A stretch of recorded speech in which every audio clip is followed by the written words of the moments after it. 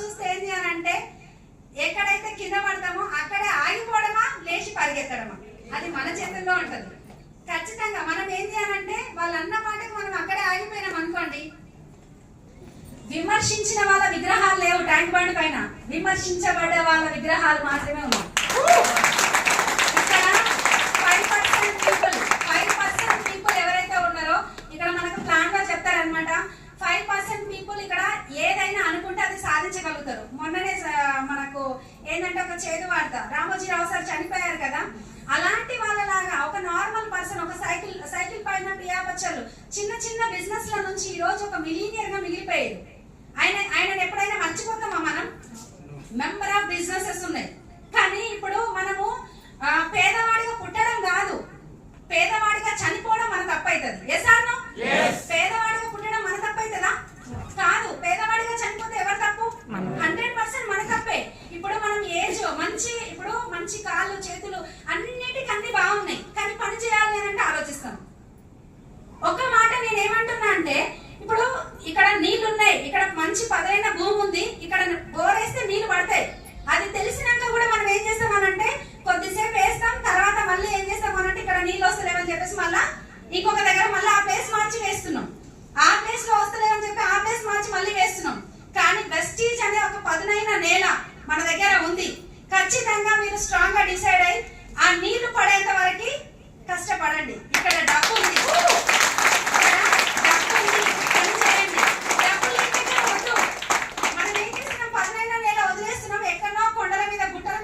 బోర్లు పడతాయా? ఎప్పటికైనా జీవితం ఎప్పటికైనా మారుతుందా?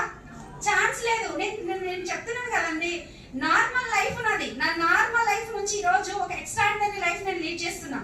ఒక వండర్ఫుల్ ఈ డ్రీమ్స్ ఏవైతే రాసిరో ఇప్పుడు సార్ శ్రీనివాస్ సారు, ఈ రోజు చూస్తే ఒక మంచి ఇల్లు తీసుకున్నా. నార్మల్ ఒక సింగిల్ బెడ్రూమ్ లో ఉండే పర్సన్ ని ఒక మంచి ఇల్లు తీసుకున్నా. నార్మల్ ఒక 2 వీలర్ ఉన్న నాకు ఒక మంచి కార్ తీసుకున్నా. తర్వాత ఏంటి అంటే ఎటువంటి హెల్త్ ప్రాబ్లం లేకుండా నిజంగా 4 ఇయర్స్ మీ ఇంట్లో ఏమైనా హెల్త్ ప్రాబ్లమ్స్ వస్తున్నాయి అని అంటే ఫస్ట్ ఇమీడియట్ గా సప్లిమెంట్స్ యూజ్ చేయండి, వాటర్ ప్యూరిఫైర్ యూజ్ చేయండి. మీరు మళ్ళీ హాస్పిటల్ పోతే ఒట్టు ఇంకా ఛాన్సే లేదు, ప్రసక్తే లేదు. 5 సంవత్సరాల నుంచి హాస్పిటల్ మెట్లెక్కింది తెలియదు మాకు ఇప్పటి వరకు. తర్వాత అంత హెల్తీ ఉన్నాం మేము. ఆ తర్వాత ఏంటంటే నా పిల్లల్ని ఒక మంచి ఇంటర్నేషనల్ స్కూల్లో చదివిస్తున్నా. ఆ తర్వాత ఏంటంటే మంచి బ్యాంక్ బ్యాలెన్స్, నెలకు 5 లక్షలు అంటే మంచి బ్యాంక్ బ్యాలెన్స్ మెయింటైన్ చేస్తామా లేదా? చాలా ఇప్పుడు సార్ చెప్పినట్టుగా ఏంటంటే ఏమంటారు, ఏదైనా మనకు ఒక మంచి డ్రెస్ కావాలన్నా ఒక శారీ కావాలన్నా ఎంతసేపటికి హస్బెండ్ అడుగుతా ఉంటాం. కానీ మంచి ఇన్కమ్ తీసుకున్నాం అనుకోండి, అడగాల్సిన అవసరం ఉందా? ఉల్టా ఇప్పిస్తాం. Yes or no? Life style వీడియోకి నేను చెప్తున్నాను కదా, లైఫ్ స్టైల్ వీడియోకి మొత్తము మా సార్ షాపింగ్ ఇంతకు ముందుకు ఎప్పుడు మా సార్ అడుగుతా ఉండే డబ్బులు, కానీ ఉల్టా నేనే ఆయన షాపింగ్ ఒక 40,000 అయినాయి. ఆయనదే జస్ట్ ఒక 40,000 అంటే ఎన్ని జతలు తీసుకున్నారు మేడం? కాదు, ఒక 4-5 జతలకి 4-5 జతలకి ఒక్కొక్క ప్యాంటు. అంటే ఇది కూడా గొప్పేనా మేడం అంటే మాకైతే గొప్పే, మాకైతే గొప్ప. ఎందుకంటే ఇది కూడా గొప్పనా మేడం? 40,000-50,000 సార్ షాపింగ్ కి 45,000. మా పిల్లలు నాది కలిపి మొత్తం 1.5 lakh దాటిపోయింది. జస్ట్ ఒక 4-5 జతలకి. అంటే ఎక్కడి నుంచి ఎక్కడికి మారిపోయింది ఆలోచించండి. ఒక్క ప్యాంట్ కాస్ట్ వచ్చేసరికి 6,000, ఒక షర్ట్ 4,000-5,000. అంటే ఇట్లాంటి స్టేజ్ కి వెళ్ళిపోయినాం. ఒక నార్మల్ కూరగాయలు అమ్మే వ్యక్తి ఇంత చేంజ్ ఉంటుందా బయట? మా లైఫ్ లో లేదండి, నిజం చెప్తున్నా, మా లైఫ్ లో లేదు. ఉన్న మంచిగా ఎవరిని అడగకుండా ఎవరి దగ్గరికి వెళ్ళకుండా మా బ్రతికినాం. అంటే 1,00,000 రూపాయలు వచ్చిన వ్యక్తి కూడా ఒక సాధారణ జీవితం జీవించిండు అని అంటే ఈ రోజు ఒకవేళ ఇంతసేపు చెప్పారు కదా, ఒక 2-3 హ్యాండ్ రైజ్ చేసిరు. 1,00,000 రూపాయలు వస్తాయి మేడం మాకని, కానీ 1,00,000 రూపాయలు తగ్గట్టే ఖర్చులు కూడా ఉంటాయి. Yes or no? ఈ రోజు వచ్చిన డబ్బులు మార్కెట్ లో ఖర్చు పెడతామా, బీరువాలో దాచి పెడతామంటే 100% మార్కెట్ లో ఖర్చు పెడతాం. దాచిపెట్టే ప్రసక్తి ఉందా? ఛాన్సే లేదు.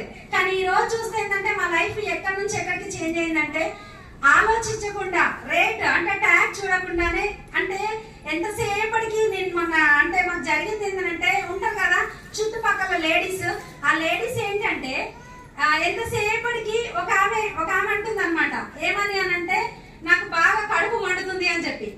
ఎందుకు మండుతుందని నేను అనుకున్నా, ఎందుకనంటే సంధ్య వాళ్ళ ఇల్లు చూసి నాకు మండుతుంది కడుపు అంటుంది. ఇంకొక ఆమె కంటే కళ్ళు మండుతున్నాయంట. ఎందుకనంటే ఈ రోజు నాకు నచ్చిన గోల్డ్, నాకు నచ్చిన ఆర్నమెంట్స్ నేను తీసుకోగలుగుతున్నా అంటే ఆమెకు కళ్ళు మండుతున్నాయంట. ఎందుకనంటే సందేహం చూస్తే. ఈ రోజు ఇంకొకటి ఏంటంటే కడుపు మండుతుందని ఇంకొక, కడుపు మండుతుందని ఇంకొక ఆమె. వాళ్ళ మాటలు చూడండి. ఎందుకు అనంటే ఆమె రోజుకు ఒక కొత్త చీర, రోజుకు ఒక కొత్త డ్రెస్, ఎప్పుడు చూసినా కొత్తగానే కనిపిస్తుంది. ఎందుకు అనంటే ఒకప్పుడు వీళ్ళు చూసి నన్ను చూసి నవ్వుకున్న వాళ్ళే వాళ్ళంతా. ఒకప్పుడు నేను వెళ్తుంటే ఎంతసేపటికి ఏంటి అనంటే మన జీవితం ఎట్లుంటది అని అంటే మనది మనం పట్టించుకోం, కానీ అవతల వాళ్ళది మాత్రం పక్కా పట్టించుకుంటాం. ఇప్పుడు జపాన్ లో కరెంట్ పోతేనంట ఫస్ట్ వాళ్ళు ఇంట్లో వాళ్ళ ఫ్యూజ్ చెక్ చేసుకుంటారంట. ఏంటి అని అంటే ఎందుకు పోయింది కరెంటు అని చెప్పేసి.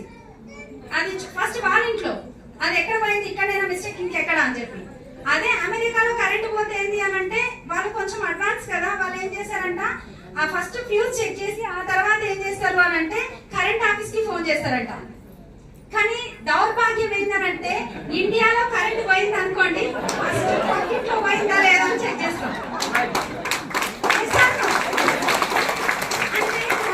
చూసుకోము ఎంతసేపు వాళ్ళు బాగుంటారా, వాళ్ళు ఎట్లున్నారు, ఇదే పరిస్థితి ఉంటది. అవునా కాదా అండి? నిజమే కదా. అంటే ఇట్లాంటివన్నీ ఏంటి అని అంటే చిన్న చిన్నవి ఇవన్నీ జరుగుతా ఉంటే అంటే మన వాళ్ళ గురించి మన బతుకు ఎట్లుందనేది ఆలోచించుకోం. పక్కన వాళ్ళు బాగుపడితే చాలు. ఫస్ట్ ఏమో ఒకలాగుంటది, బాగుపడితే ఇంకొకలాగుంటది. బాగుపడితే మామూలుగా ఉండదు.